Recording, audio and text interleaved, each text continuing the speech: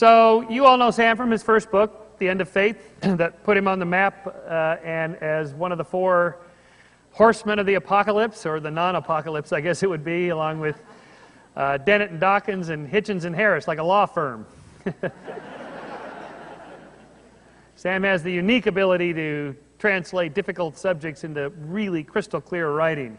An economy of words, and the letter to a Christian nation was the embodiment of that, a perfect statement of those arguments in a nice short edition. And then the moral landscape laid out his arguments as he presented it here on stage last year on the sort of foundations using science for some sort of moral reasoning, and now he's moved on to free will.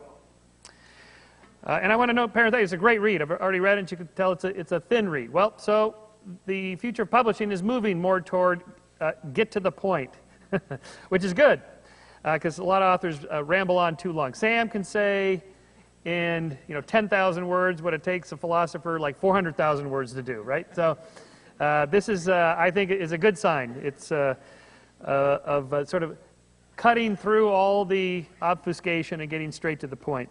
So with that, please help me welcome Sam Harris.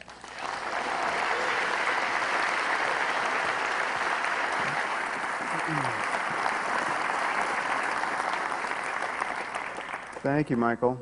Well, first let me say that was a great debate. That was a lot of fun, and I thought a really good format for a debate. And I want to thank Michael and Dinesh and Sean and Ian for letting me tag along for this event. And you'll have to forgive my cold. I've got more cough medicine on board than is advised. And so if I do anything very strange over the course of the next hour, like convert to Christianity, you'll know what happened.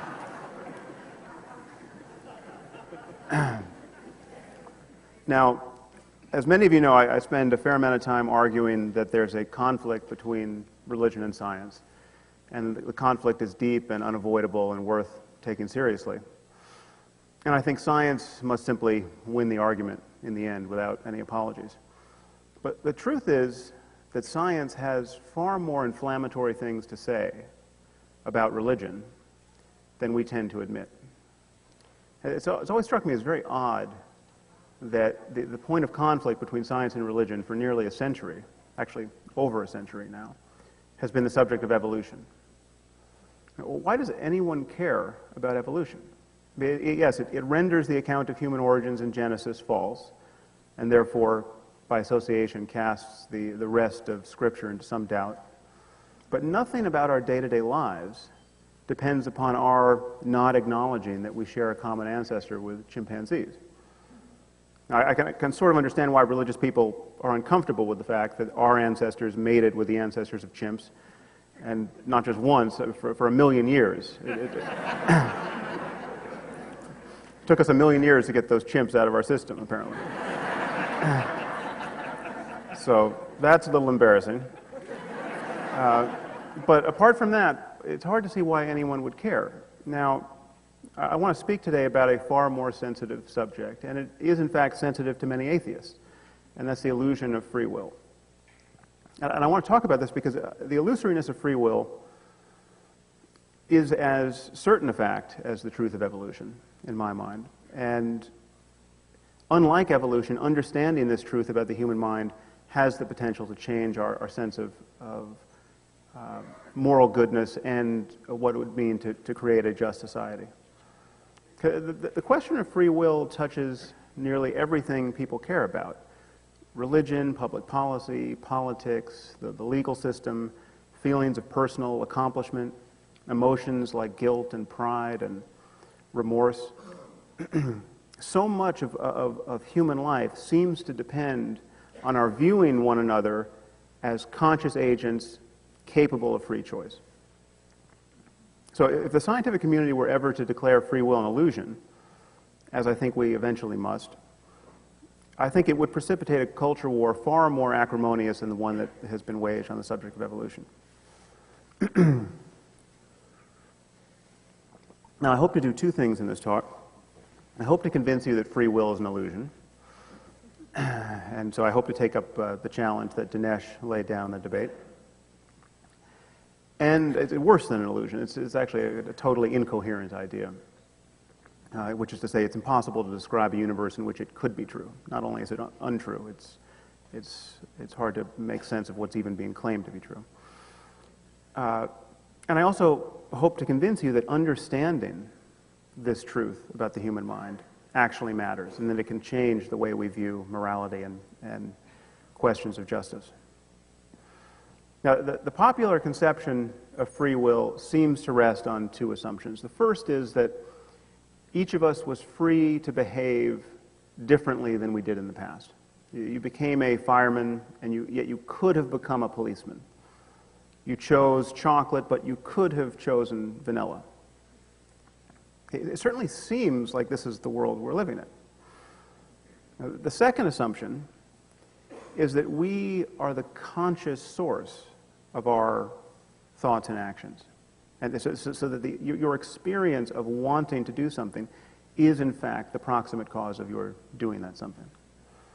You feel that you want to move, and then you move. Okay, you are doing it. You, the conscious witness of your life. Now, unfortunately, we know that both of these assumptions are just untrue. The first problem is that we live in a world of cause and effect. And there's no way of thinking about cause and effect that allows us to say that the buck stops here. Okay, the buck never stops. Okay, either our wills are determined by prior causes, a long chain of prior causes, and we're not responsible for them, or they're the product of chance, and we're not responsible for them, or there's some combination of chance and determinism. But no combination seems to give you the free will that people cherish. Now, you could consider a generic serial killer. Okay, his choice to commit his last murder was determined by neurophysiological events in his brain, which were in turn determined by prior causes. Bad genes, the developmental effects of an unhappy childhood, a night of lost sleep because a car alarm was going off down the street. Okay, these events precede any conscious decision to act. So what does it mean to say that this murderer committed his crime of his own free will? Okay, if this statement means anything, it must mean that he could have behaved differently. He could have resisted the impulse to commit the murder, or he could have declined to feel the impulse altogether. And not on the basis of some random influences over which he had no conscious control, but because he was actually the conscious author of his thoughts and actions. Now, the problem is no one has been able to describe a way in which mental and physical events could arise that would make sense of this claim of freedom. Now, when we assume that violent criminals have such freedom, of course, we reflexively blame them for their actions. But when we look at this wider net of causality, the basis for placing blame seems to evaporate. The moment we catch sight of a stream of causes that reach back into childhood and beyond, the sense of his culpability begins to disappear. And to say that he would have done otherwise, or could have done otherwise, had he chosen to, is simply to say he would have lived in a different universe had he been in a different universe. Now, as sickening as I might find such a person's behavior, I have to admit that if I were to trade places with him, atom for atom, I would be him. There's no extra part of me that could resist the impulse to victimize innocent people. And even if you believe that every one of us harbors an immortal soul, this problem of responsibility remains. I cannot take credit for the fact that I don't have the soul of a psychopath. So if I had truly been in this person's shoes, if I had his genes and life experience and an identical brain or an identical soul in an identical state, I would have behaved as he did, and for the same reasons.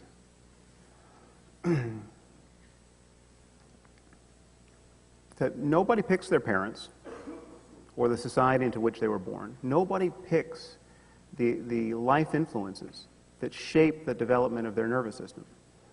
You are no more responsible for the microstructure of your brain at this moment than you are for your height.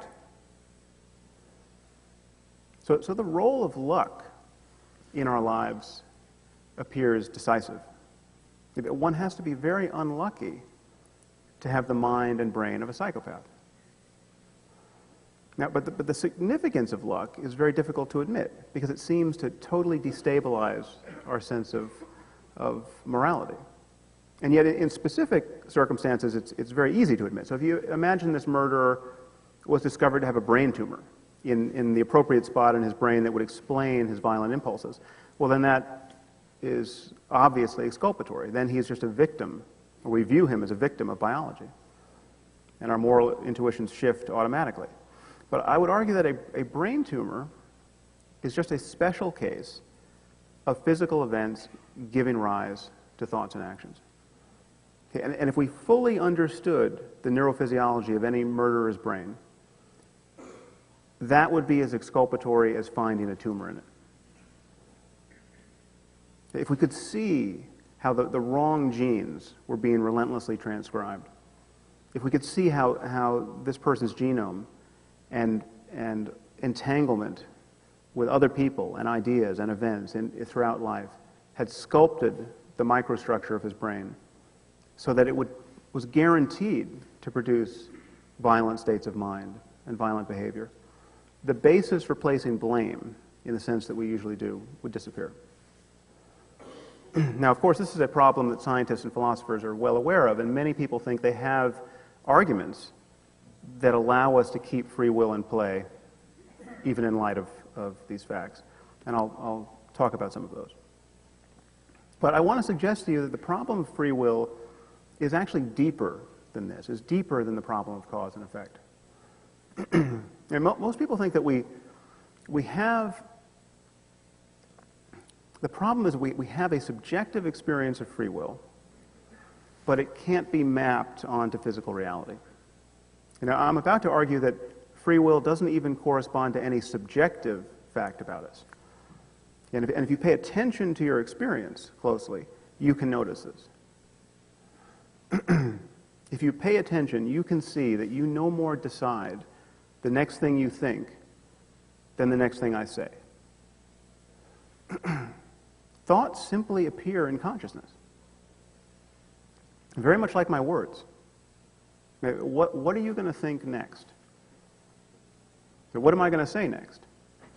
I could suddenly start talking about the pleasures of snowshoeing. You know, where did that come from? From your point of view, it came out of nowhere. But the same thing is happening in the privacy of your own mind. You've all made an effort to be here and to stay this extra hour to hear, presumably to hear what I have to say about free will. But there's also a voice in your head that is just saying things. Haven't you noticed? And many of these things have nothing to do with what I'm talking about. You're struggling to follow my train of thought, but there's competition. You suddenly start thinking things like, I should probably stop drinking diet soda. Thoughts just emerge in consciousness. We are not authoring them. That would require that we think them before we think them. If you can't control your next thought, and you don't know what it's going to be until it arises, where is your freedom of will? Now, at this moment, many of you are thinking, what the hell is he talking about? Here's what I'm talking about. You didn't pick that thought either. We'll come back to this point. Okay, so now, of course, in a sense, we do think our thoughts before we think them, or at least our brain does. And much of this thinking is something we never hear about. We're conscious of only a tiny fraction of the information that our brains process in each moment. And we continually notice changes in our experience, in thoughts and moods and sensations and behavior, but we are utterly unaware of the neurophysiological events that produce those changes. We consider the sensation of touching your finger to your nose. You feel free to try this. There's no shame in this. Okay, the contact appears simultaneous, okay, but we know at the level of the brain that it can't be. We know that the input from the finger reaches sensory cortex after the input from the nose. And this is true no matter how short your arms or long your nose. Now, if you're of a mind to experiment, it works with your toes also. So, our brains correct for this timing discrepancy by clearly buffering the inputs in memory and then delivering the apparent simultaneity to consciousness. So our experience of the present moment is in a very real sense a memory of the present moment. And even the simplest conscious sensations are built upon unconscious mechanism and unconscious processing of which we are fundamentally unaware. Now, needless to say, this unconscious machinery also governs what we think and feel and do and intend as well, not just perception. And that is where notions of free will and moral responsibility begin to get squeezed. And many people have now demonstrated in a lab that a person's choices, behavioral choices, voluntary choices, can be detected some moments, sometimes seconds, before they are consciously aware of having made the choice. So the physiologist Benjamin Lebet quite famously did this with EEG, but this basic paradigm has been replicated with fMRI and even direct recordings from the cortex in surgical patients. In each of these experiments, people are given a very simple task to push a left button as opposed to a right button, or to move their left hand versus their right hand. And they just have to watch a clock and decide when they were first consciously aware of committing to the left or the right. Okay, and you do this, and several experiments over the years have shown that people can go back and forth as much as they want. They become consciously aware of when they're committed, they make their choice, and yet the experimenters, by scanning the brain through one modality or another, know some half a second, depending on what the decision is, even several seconds before they do what they're going to do. Okay, so as a result of this work, it is actually scientifically uncontroversial to say that some moments before you are aware of what you are going to do in making a simple voluntary action, okay, at a time at which you appear to be subjectively free to do whatever you want, your brain has already determined what it is you will do.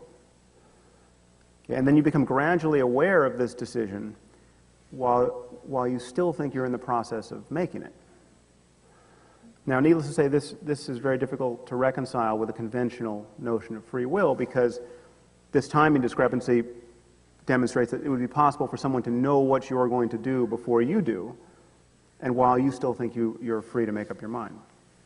But the truth is, I think actually too much has been made of this research. The truth is, even if there were no time lag, even if a conscious intention were truly simultaneous with its neurophysiological underpinnings, there would still be no room for free will, because you still wouldn't know why it is you do what you do. And again, this is a fact you can notice about yourself directly. Let's run a little experiment. Think of a city, anywhere in the world. You can choose any city you want. And now, of course, I could have primed you. I could have artfully placed cues in my speech in the last few minutes that would make you more likely to think of Las Vegas, for instance. So just to be on the safe side, don't pick Vegas. But pick a city, any city, and just pay attention to what this conscious process is like. Now, the first thing to notice about this is as free a decision as you are ever going to make in your life. Okay, you have all the cities in the world to choose from, and I'm just asking you to pick one. Now, several cities have probably occurred to you, and just focus on one. So everybody got a city? All right, well, I'm sorry to say that you all picked the wrong city. Don't ask me how I know this, but I do. So I just want you to do this again, just so you can see what the process is like. Pick another city, can't be the first, and notice what that experience is like. Okay. Did you see any evidence for free will? Now, we better be able to find it here. I mean, if it's not here, it's not anywhere. So let's look for it. First, let's set aside all those cities whose names you don't know and therefore could not have picked. Okay, because you couldn't have picked one of those if your life depended on it. There's no freedom in that, obviously. Okay, and then there are many other cities whose names are quite well known to you, but which simply didn't occur to you to pick. I mean, for instance, perhaps Cairo didn't occur to you. You absolutely know that Cairo is a city, but for whatever reason, your Cairo circuits were not engaged. Okay, as a matter of neurophysiology, Cairo was not in the cards. So I want you to think about this. Were you free to choose that which did not occur to you to choose? Based on the state of your brain a few moments ago, Cairo was not coming. Okay, where is the freedom in that? Of course, if you did think of Cairo, you should consider yourself a genius. Now, so you probably thought of several cities, and then let's say you thought of Paris and New York and Tokyo. And then you thought, I love Paris. I'm going to go with Paris. And the last minute you thought, no, Tokyo, I'll go with Tokyo. And now this is the sort of decision that motivates the idea of free will. You've got two or more choices, and you're picking between them, and it's just you and your thoughts. There's no coercion from the external world. You are doing it, apparently. But when you look closely, I think you'll find that you are in no position to know why you picked what you picked. In this case, why you chose Tokyo over Paris. I mean, you might have some additional story to tell about it. You might think, well, I had Japanese food last night, and so I remembered it, and I picked Tokyo.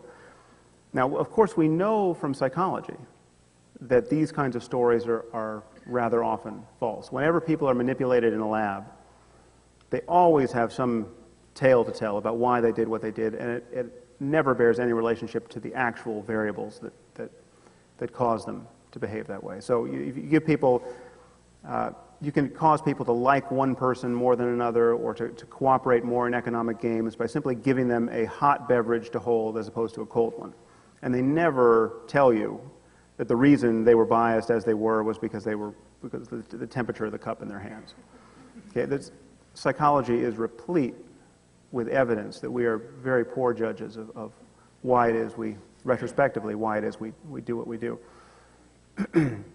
But even if you're right in this instance, okay, even if your choice of Tokyo over Paris is based on your memory of having Japanese food last night, okay, you still can't explain why you remembered having Japanese food last night, or why the memory had the effect that it did. Why didn't it have the opposite effect? Why didn't you think, well, I just had Japanese food last night, so let's go with something new, let's go with Paris? The thing to notice about this is that you, as the conscious witness of your inner life, are not making these decisions. You can only witness these decisions. I mean, you no more picked the city you settled on in subjective terms than you would have if I picked it for you. I mean, so there was this first moment. I said, pick a city. And there's this hiatus where nothing has occurred to you. And then the names of cities start to get promoted into consciousness for reasons you can't inspect. And you can't choose the cities you think of before you think of it.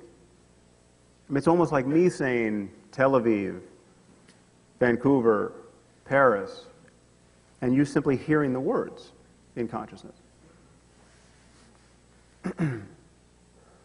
So if you pay attention to how thoughts and intentions arise and how decisions get made moment to moment, I think you can see that there's no evidence for free will, that actually our experience in life is compatible with the truth of determinism. Now, it's also important to recognize that the case I'm building against free will does not depend upon philosophical materialism, the idea that reality is at bottom physical. Now, there are very good reasons to believe that the mind is at bottom physical. Certainly most mental events are the product of physical events. I mean, the brain is a physical system, entirely beholden to the laws of nature. But even if we have souls, even if the human mind were made of soul stuff that we don't understand, nothing about my argument would change. The unconscious operations of a soul grant you no more freedom than the unconscious neurophysiology of your brain does. If you don't know what your soul is going to do next, you're not in control of your soul. This is obviously true where people behave in ways that they wish they wouldn't. So you think of all the committed Christians whose souls just happen to be gay. So that's obviously not an argument for free will, but it's also true when you do exactly what you wish you had done in retrospect. The soul that allows you to stay on your diet is just as mysterious as the soul that tempts you to eat a hot fudge sundae. So I think it's safe to say that no one has ever argued for free will because it holds great promise as an abstract idea. The endurance of free will as a philosophical problem in need of a solution is born of the fact that most of us feel that we freely author our thoughts and intentions and actions, therefore, however difficult it may be to make sense of this in logical or scientific terms. And the idea of free will emerges from a felt experience. Now, at the moment, the only philosophically respectable way to defend free will in light of what we know to be true scientifically is to endorse a view that's usually termed compatibilism in philosophical circles, and to argue, in essence, that free will is compatible with the truth of determinism. Now, compatibilists generally claim that a person is free as long as he's free from any outer or inner compulsion that would prevent him from acting on his actual desires and intentions. So if a man wants to commit a murder, and he does so because of this desire, well, then that's all the free will you need. But from both a moral and scientific point of view, this seems to me to just miss the point. Where is the freedom in doing what one wants when one's wants are the product of prior causes which one cannot inspect and therefore could not choose, and one had absolutely no hand in creating? I mean, from my point of view, compatibilism is essentially the dictum, a puppet is free as long as it loves its strings. Now, it's true that compatibilists push back here. And they say that even if our thoughts are the product of unconscious causes, they're still our thoughts and actions. Okay, anything that your brain does or decides is something that you have done or decided. So on this account, the fact that we can't always be aware of the causes of our conscious thoughts and actions does not negate free will, because the unconscious neurophysiology of your brain is just as much you as your conscious thoughts are. But this seems to me to be just a bait and switch. This trades a psychological fact, the subjective experience of being a conscious agent, for a conceptual understanding of ourselves as persons. The psychological truth is that people feel identical to and in control of a certain channel of information in their conscious minds. And they are mistaken about this. The compatibilist comes in and says, actually, you're much more than that. You are the totality of unconscious processing in your brain as well. Okay, but it's like saying you're made of stardust. okay, which of course you are, but you don't feel like stardust. And the knowledge that you're stardust is not driving your moral intuitions or determining our system of criminal justice. You can't honestly take credit for your unconscious mental life. In fact, you're making countless decisions, quote, decisions, with organs other than your brain at this moment. Are you making red blood cells at this moment?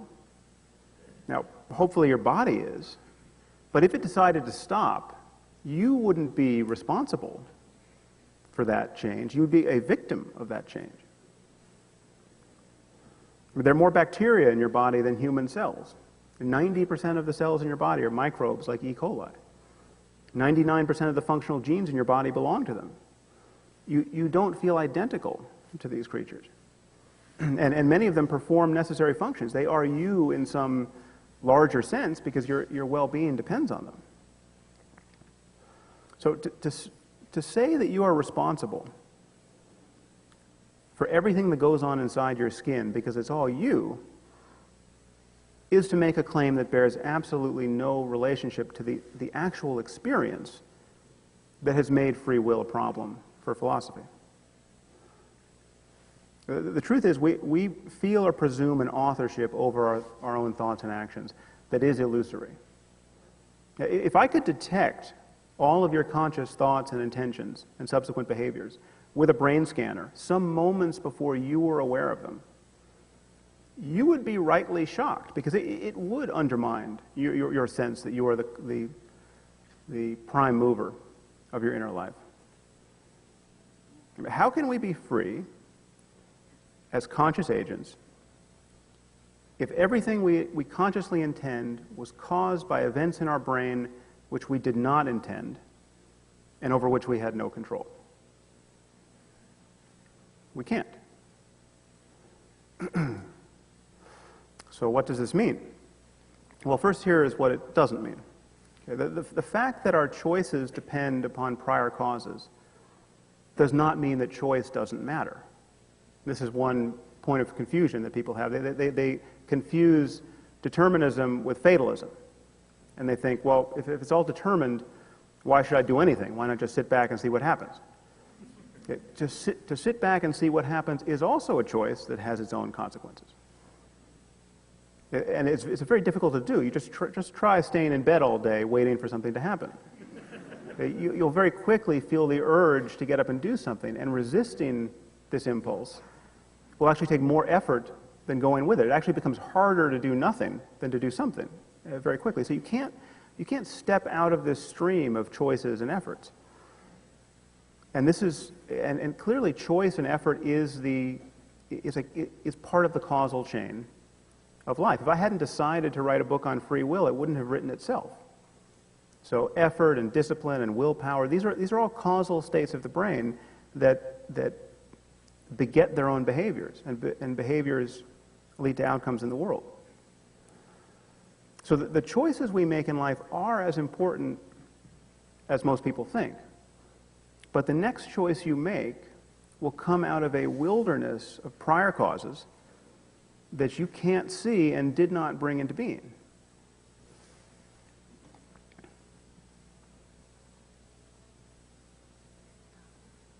So, while it's true to say that a person would have behaved differently in the past had he chosen to, this doesn't give the kind of free will that most people seem to want.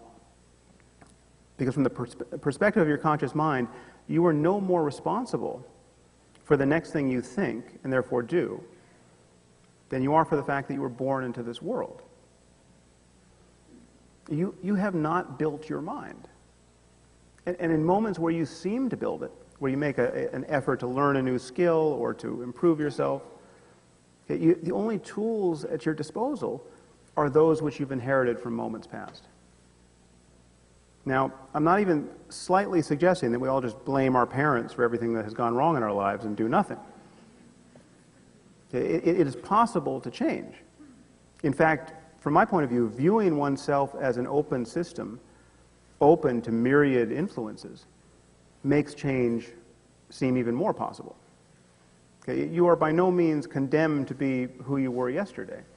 In fact, you can't be that person. The self is a process.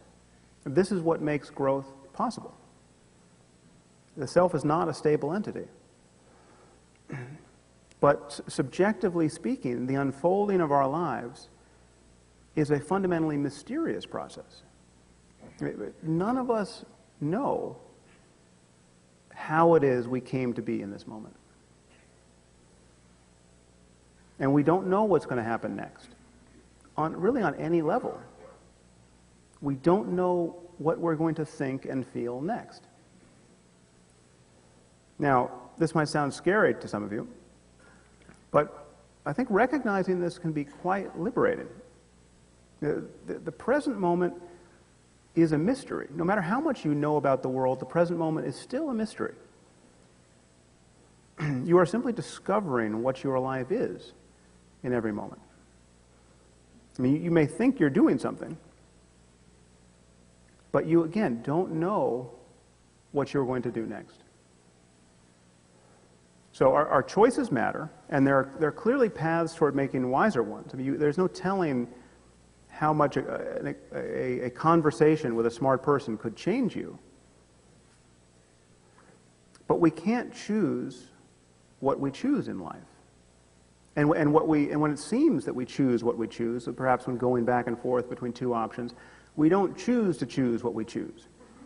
I mean, there is a regress here that ends in darkness. We have to take a first step, or a last one, for reasons that are subjectively mysterious. and therefore, to think the thought, I could have done otherwise, is really just to think I could have done otherwise after doing whatever I in fact did. And what I'm going to do next remains a mystery that is fully determined by a prior state of the universe and the laws of nature, including whatever contributions come from chance, quantum mechanical or otherwise. Quantum mechanics doesn't get you free will.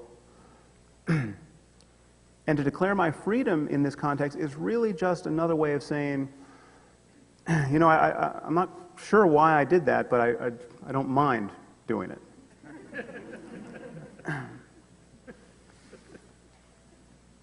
So I don't mean to belabor this point, but in my experience, people have a really hard time with this.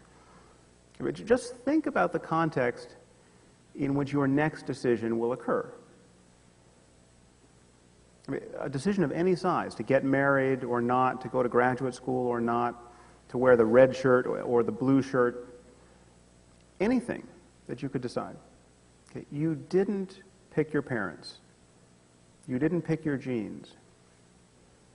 You didn't pick the interactions or the effect they had upon you of every event and conversation and exposure to ideas you had in life.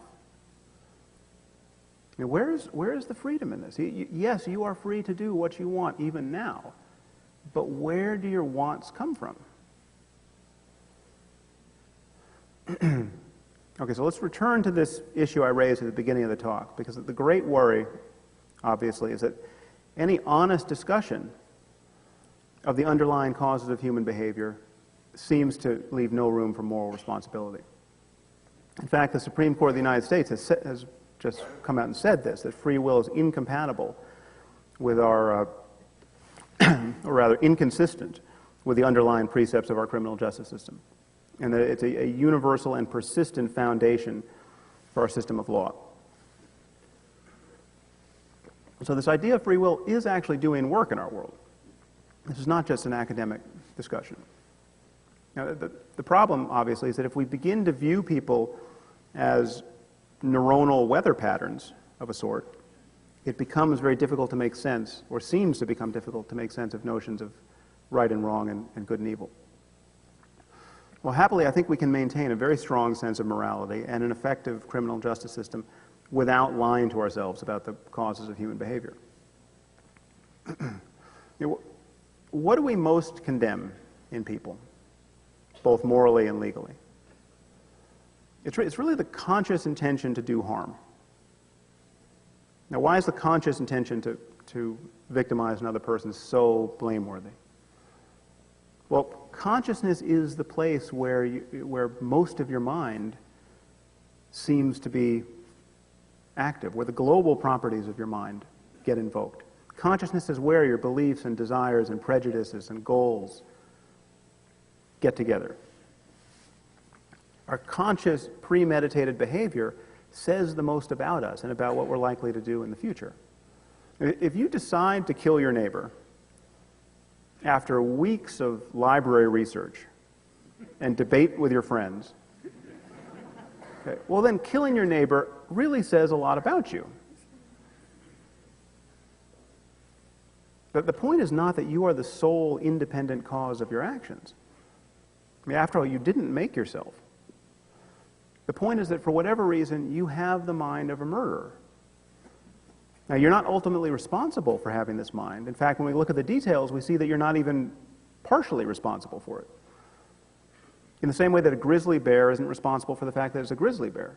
But a bear really is a bear, and it really will eat you. If you see one in the parking lot, it's worth worrying about. But you can worry about it without ever attributing free will to it. And you can take defensive action without doing so. Now, certain criminals are clearly more dangerous than bears, and we have to lock them up for a very long time, in many cases forever, or till the end of their lives, to keep them from harming us. And the moral justification for this is entirely straightforward. Everyone is better off that way. But retribution on this view doesn't make much sense. We don't seek retribution against bears. The idea of punishing people because they deserve it doesn't make much sense. But I would argue that dispensing with the illusion of free will allows us to focus on the things that actually matter: mitigating harm, assessing risk, deterring crime, all of the variables that govern the well-being of people. And so I'm not arguing that everyone is not guilty by reason of insanity and that we just have to empty the jails. Okay, and there's clearly a difference between voluntary and involuntary action, and there's a difference between the moral responsibilities that we can demand of an adult and those of a child. But you don't need free will to make sense of these differences. These are differences that relate to the global property of individual minds and of what it's reasonable to expect of those minds in the future. There are 13-year-olds serving life sentences in this country. Not based on the idea that we have determined that rehabilitation in their case is impossible, but based on the fact that some judge or jury felt they really deserved this punishment, that they were the true locus of their behavior. Now, it seems to me that certain moral intuitions begin to relax the moment you see this wider picture of causality. And once we recognize that even the most terrifying people are in some basic sense unlucky to be who they are, the logic of hating them as opposed to merely fearing them goes away. And once again, this is true even if you believe that everyone harbors an immortal soul. I mean, not anyone born with the soul of a psychopath is profoundly unlucky. So one consequence of viewing the world this way is that it reduces hatred, which I think, all things being equal, is a very good thing. It also increases empathy and compassion. We take one of the worst people who've ever lived. Take, my current candidate is Saddam Hussein's eldest son, Uday Hussein. He really is about as odious a person as I can think of. And this is a guy who, when he would see a wedding in progress in Baghdad, would descend with his thugs and rape the bride. And in some cases, he killed and tortured and killed the bride. He did this more than once. I mean, the fact that he couldn't be captured, and therefore the fact that we killed him, I think, is a very good thing. unless you are a total pacifist, you have to admit that this is what guns are for. To kill people like Uday Hussein. Okay, but simply walk back the timeline of his life. Think of him as a 4-year-old boy. You know, he might have been a strange child. He could have been a scary child. I mean, there are actually psychopathic children. But he was also a very unlucky child. I mean, he had Saddam Hussein as a father. Now, how unlucky can you get? He was the 4-year-old boy who was destined to become the psychopath Uday Hussein. If we could have intervened at any point in his lifeline, at 4 or 5 or 6 or 7, and helped him, that would have been the right thing to do, and compassion would have been the right motive. So, on my view, this is actually a doorway into feeling compassion for even the worst people who have ever lived. So, ironically, to Dinesh's concern, if you want to be like Jesus and love your enemies, or at least not hate them, one way of doing it is to take a larger picture of scientific causality into account.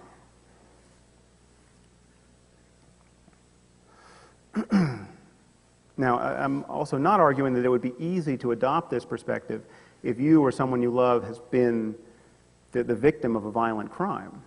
It's perfectly natural to hate the person who has victimized you. But I'm talking about how we need to view the world in our more dispassionate moments. And this is the place from which we make public policy and do science, obviously. To see how fully our moral intuitions would need to shift, just imagine what would happen if we had a cure for human evil. If we fully understood psychopathy, its neural underpinnings, and we could cure it. And just imagine, for argument's sake, that this cure is trivially easy to administer, it's safe, it's painless, it's just, you can just drop it into the food supply, like vitamin D. Okay, so now evil is just a nutritional deficiency. Okay. Now imagine this cure for evil exists, and imagine the moral logic of withholding this cure from a murderer as part of his punishment. Okay, that makes no sense. But imagine withholding surgery from a murderer with a brain tumor when we know that the brain tumor was actually the cause of his violent behavior.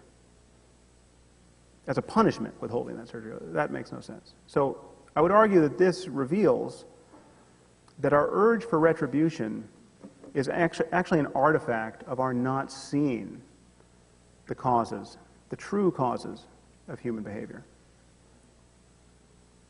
So this leads me in conclusion to the subject of religion.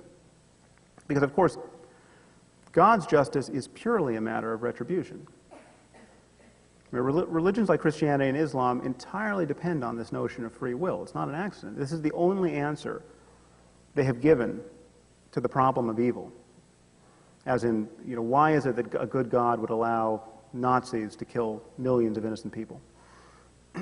God, in all his omnipotent goodness, couldn't intervene because people have free will. This is the usual line. Now, obviously, this doesn't cover all the other mayhem born of tsunamis and epidemics, but this is the best religious people have to justify the otherwise psychopathic morality of God. And free will is also what makes sense of this idea of sin. Our religions tell us that sin is what justifies eternal punishment in the next life. So that's why this is, to my mind, the mother of all culture war issues. I mean, this is where science really pulls the keystone out of religion. Just recall the general picture. We've all inherited original sin because Adam and Eve misused their free will. Okay, and then for eons, God gave us no guidance whatsoever. And then he wrote a few uneven books that were filled with rumors of ancient miracles. And then he holds us responsible for the slightest doubt we have about his existence on the basis of these books. Though he has stacked the deck against us by giving us a faculty of reason and strangely, an ability to write better books than the ones he's supposedly written.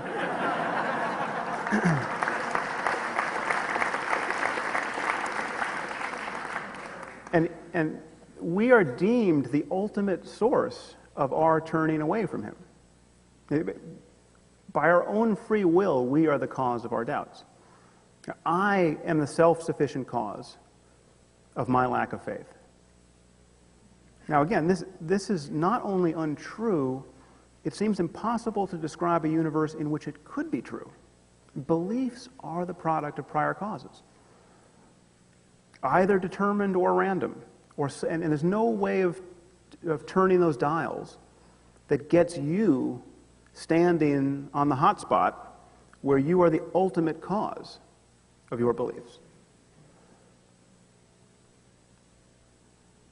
So without free will, this actually does, the worldview of monotheistic religion, this idea of God's eternal justice, stands revealed for what it is, a completely sadistic and insane view of the world. Now, and ironically, one of the fears that religious people have, that you hear about over and over again, is that a complete understanding of us in scientific terms would dehumanize us. Okay, rather, I think it humanizes us. What could be more dehumanizing than the view that most of the people, most of the time, by virtue of the fact that they were born in the wrong place, to the wrong parents, given the wrong theology, exposed to the wrong intellectual influences, were nevertheless crucially responsible for the fact that they didn't believe in God or believed in the wrong God, and therefore, as a result, deserved to be burned in fire for eternity. So to conclude, I just want to bring this back to our direct experience of consciousness in this moment. Now, it's generally argued that free will presents us with this compelling mystery. On the one hand, we know we've got it. On the other, we can't seem to map it onto the world. Again, I think this is a sign of our confusion. The problem is not merely that free will doesn't make sense objectively. It doesn't make sense subjectively either. Okay, not only are we not as free as we think we are, we don't feel as free as we think we do. So on my view, the illusion of free will is itself an illusion. I mean, there is no illusion of free will. Thoughts and intentions simply arise in the mind. What else could they do?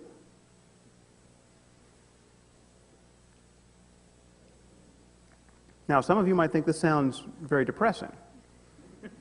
Okay. It seems to take something away from us. It does.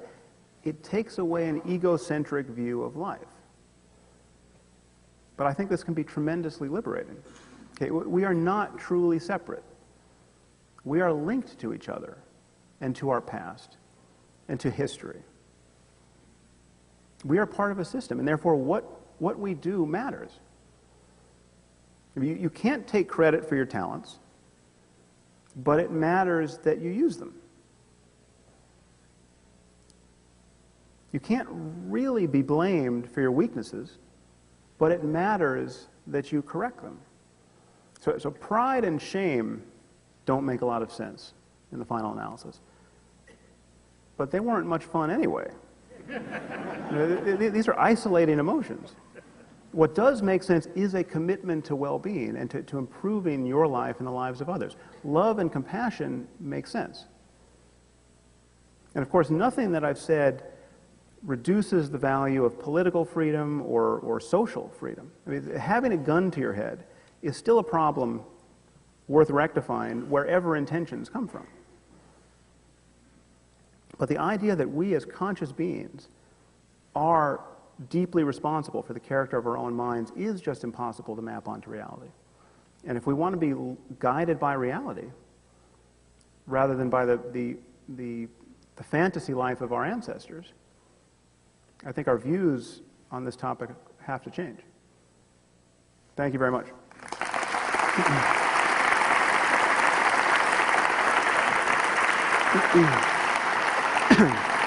Thank you.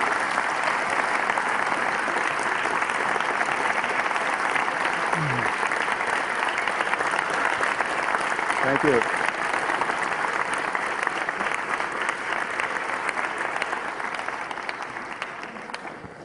So we have a few minutes for Q&A, maybe 15, 20 minutes if you want to line up here. The format for the rest of the day is immediately after the questions. Behind the curtain are books, and Sean, myself, and Sam will be signing your books. You can get them there afterwards, or you can pick them up now. So let's go ahead and get started. Go ahead, sir. Yes. Hello? Hello? Yep, Yes. just go ahead. It's on. Yes, I agree with you completely, and of course, let me be the first to make the joke. Of course, I didn't have a choice. Right.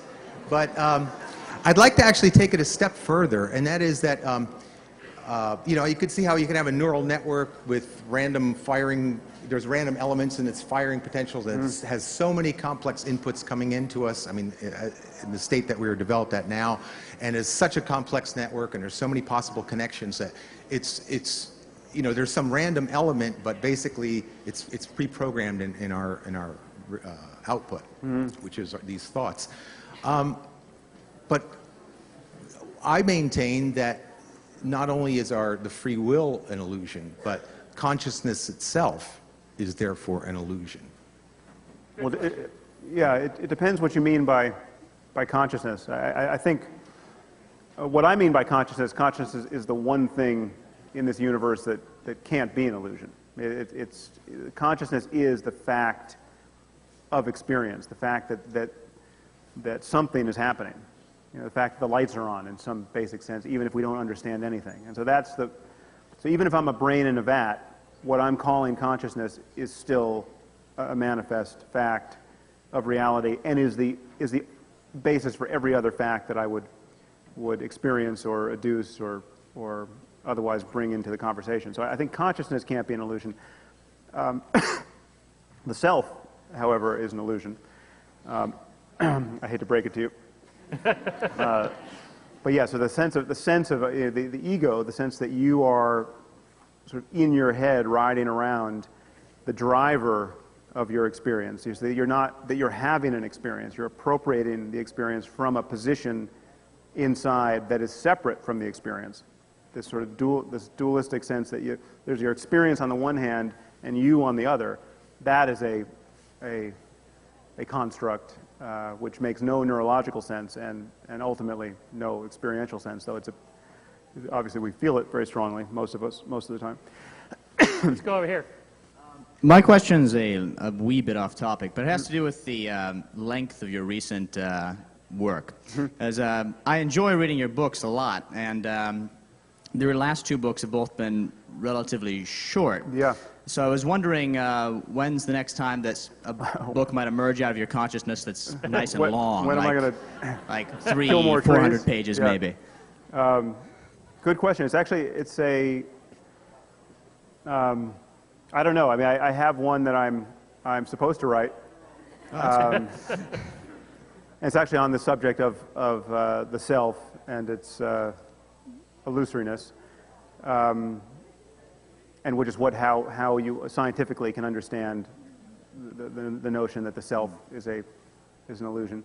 The truth is, both as a reader and a writer, I'm now just a real fan of short books. I like, for many reasons. I find just as a reader, there's so much competition for the bandwidth of my own attention, and I'm now so fickle as a reader that unless somebody is just killing it over the course of 10 pages, I begin to feel the competition of all the other books I'm never going to get to. Everything is in competition with everything else, and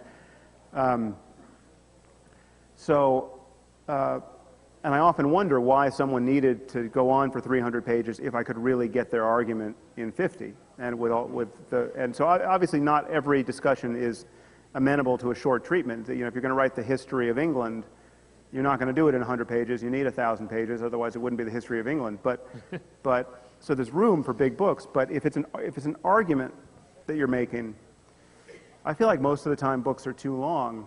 And just as a point of interest, if you don't happen to be in the publishing business, there's no reason you would know this, but books are as long as they are because publishers have to find some way of charging $30 for books.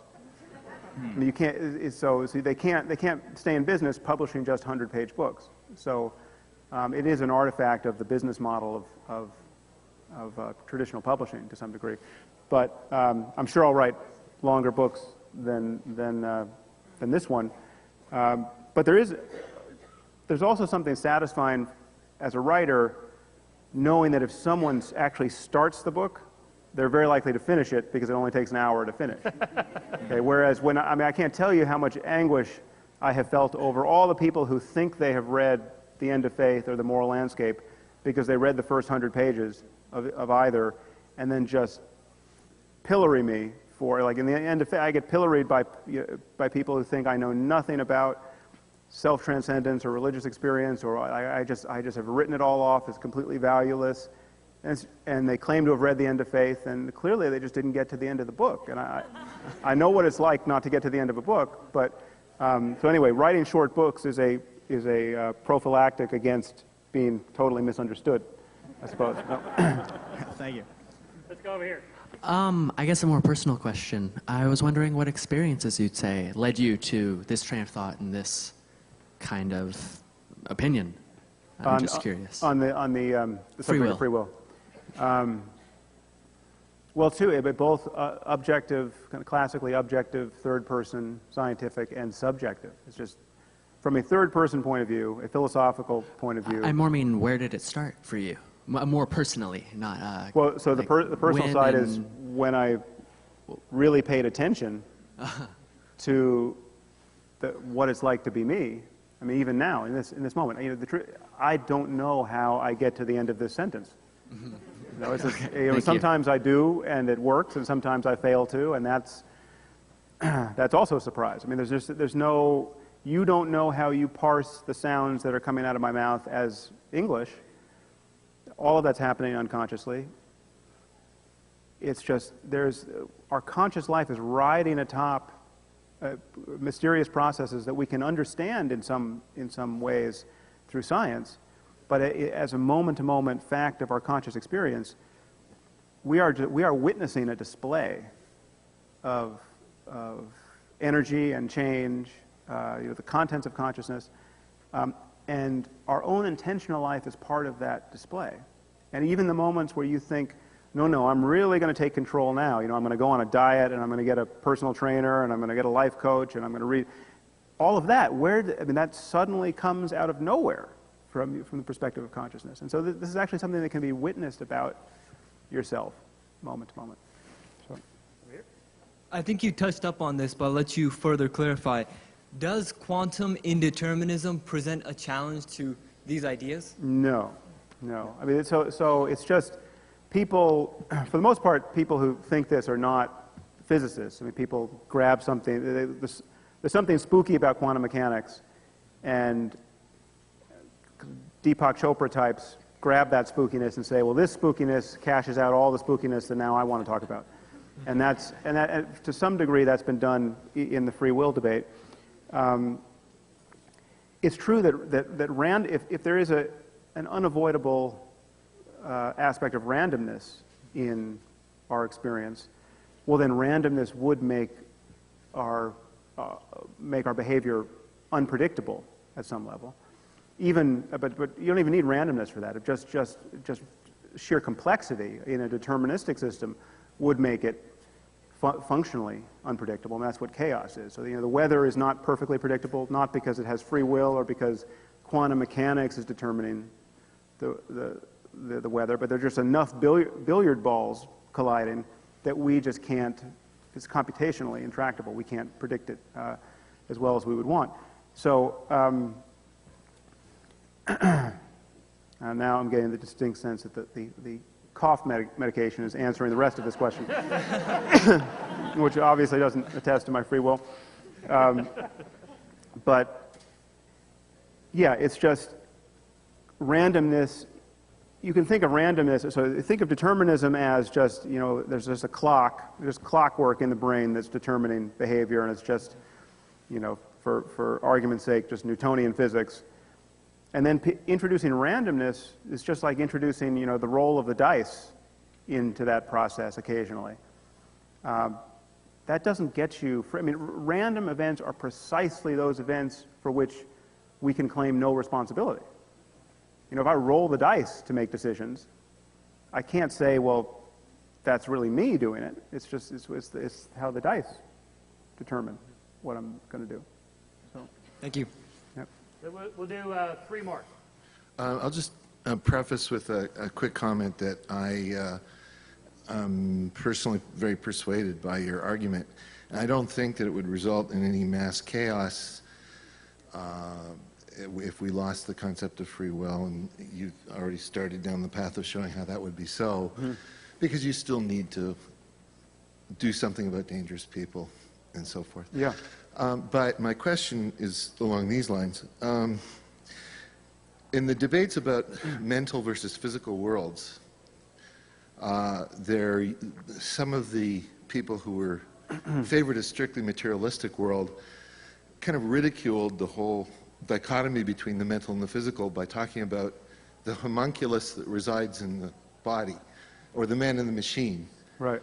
or the ghost in the machine, I should say. The ghost being the mind, the spirit, that inhabits the body and pulls the levers of the body, with, of course, leaving open an explanation of how a ghost entity or a spiritual entity Right. could actually grab physical levers, which has been talked about a number of times, Yeah. even today. But isn't there a parallel between that whole analog of the mental versus the spiritual and this whole argument here about free will? Is it part of your analysis that in the same way that the mental-physical dichotomy can be ridiculed as a ghost in the machine, and there's a problem between the linkage between the ghost operating levers, do we have a similar concept of the mind or the ghost making decisions, pulling the left lever, pulling the right lever, but you challenged the concept in the same way? You're not really... It's an analog of the ghost in the machine. Does that make any sense? I don't really see that, because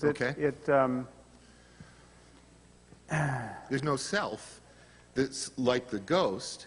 In the mental physical analog, there's no ghost sitting there that chooses between the levers. Doesn't have free choice to move the levers.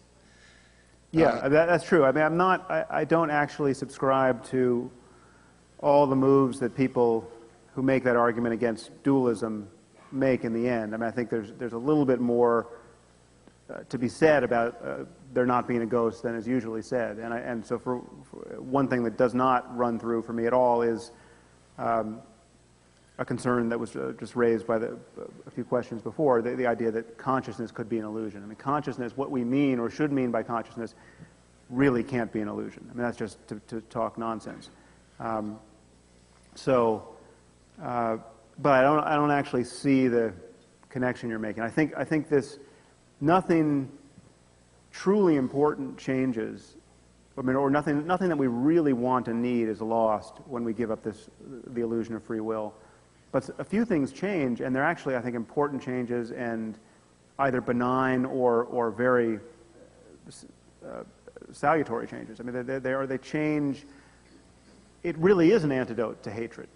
You know, so there's an example I talk about in the book that came from Jared Diamond, who wrote a great article in the New Yorker a while back on our psychological need for vengeance, and just the dividends paid when we exact vengeance for a wrong, and what happens to us when we fail to do it, and the price we pay psychologically for those failures. And so he compared the experience of his friend in New Guinea. I think his name was Daniel, who's a New Guinea Highlander who lived in this, purely tribal vendetta culture where if you killed my uncle, I'm going to kill you or your uncle or your brother, or it doesn't matter who. I mean, just instrumental violence was just the way they settled these disputes. And so someone killed his uncle, and then he schemed for years and finally went to the next village and murdered the guy, and felt immense relief, just a completely uncomplicated sense of having done the right thing, and just slept like a baby for the rest of his life, presumably. Whereas Diamond's father-in-law was a Holocaust survivor, and had, when he got out of Auschwitz or some concentration camp and joined. It's a slightly involved story, but anyway, he managed to find the person who was responsible for rounding up his family in his home village and killing everyone. And rather than kill that person himself, he turned him over to the police, and this person went to jail and only spent a year in jail and was released. And Diamond's father-in-law spent the next 60 years of his life just racked by guilt. I mean, it was the worst thing. It was the thing that destroyed the rest of his life. He never got over it.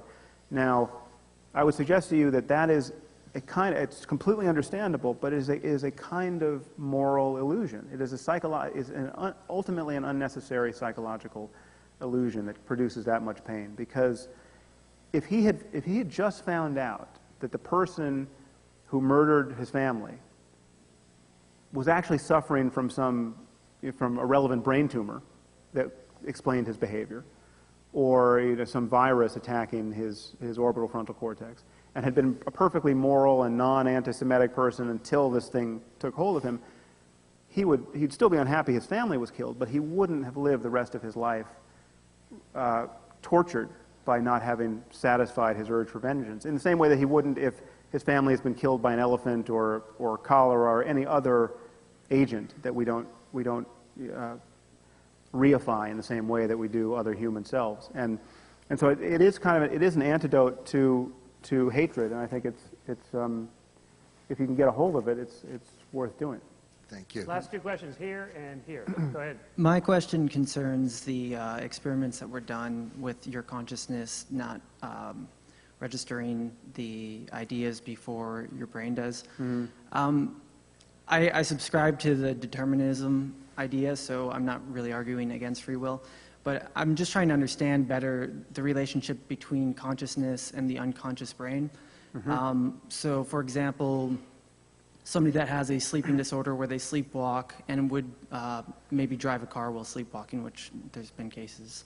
Right. Or somebody that drinks to the point of blacking out and not being conscious of what their actions are. They may perform actions that they weren't well conscious. So what does that say about consciousness on the effect of decision-making and your actions? Well, some of those cases are a little hard to parse because it's very difficult to, I think ultimately impossible, to distinguish a lack of consciousness in these cases from a failure of memory. So I mean, one concern about general anesthesia over the years are people really unconscious when we're operating on them, or do they just forget all the pain they were in? I mean, have we just given them a perfect amnesiac drug? And I'm reasonably confident that people are not being tortured every time they get surgery. But the difference between being tortured and then having no memory of it, and there being nothing that it was like to be you during surgery, is a problem that visits all of these cases. So if you take a bunch of Ambien and then you go into the kitchen and eat all the ice cream, and then you come back the next morning and you just see empty cartons of ice cream, and you say, I was completely unconscious, you can't distinguish a failure of memory from having been unconscious during that time. But the other side is clearly a lot of our decision making is made unconsciously. I mean, it's made, we know the time, we know that in the moment, there's just no way to get a hold experientially of what's going on, and it's going on. So like if in a priming experiment, if we flashed pictures to you that were subliminal, it's called a backward masking paradigm, where you show someone a picture for 30 milliseconds, and then you mask it with a gray screen. Consciously, they can't perceive the picture you just showed them, but we know experimentally it can influence their subsequent decision making. So if you show them pictures of beautiful women, or horrible car accidents, or provocative words versus boring words, all of this modulates subsequent decision making and is getting in. There's no question it's getting in, and yet people can't tell you what they just saw. So I think that gets only part of your question, but apologies. Yeah, so my question is more of how you feel about the implications that this idea leads to, which I do agree with, by the way. But if you look at it from maybe a futuristic point of view or futurist idea of that, when you mentioned that maybe we'll have a drug that can, cure evil. I don't think that that's like such a crazy idea. I think that with, nanotechnology and things like that, there may become a day where we do have the technology to prevent, things that we deem objectively, hopefully, as evil. And so what then, when that happens and that occurs in our society, what happens then to identity, and how does that affect us as human beings if we're able to kind of eradicate all the bad things and all we're left with is just the good things? Well, we have a long way to go, so I'm not. I would tuck in for the present and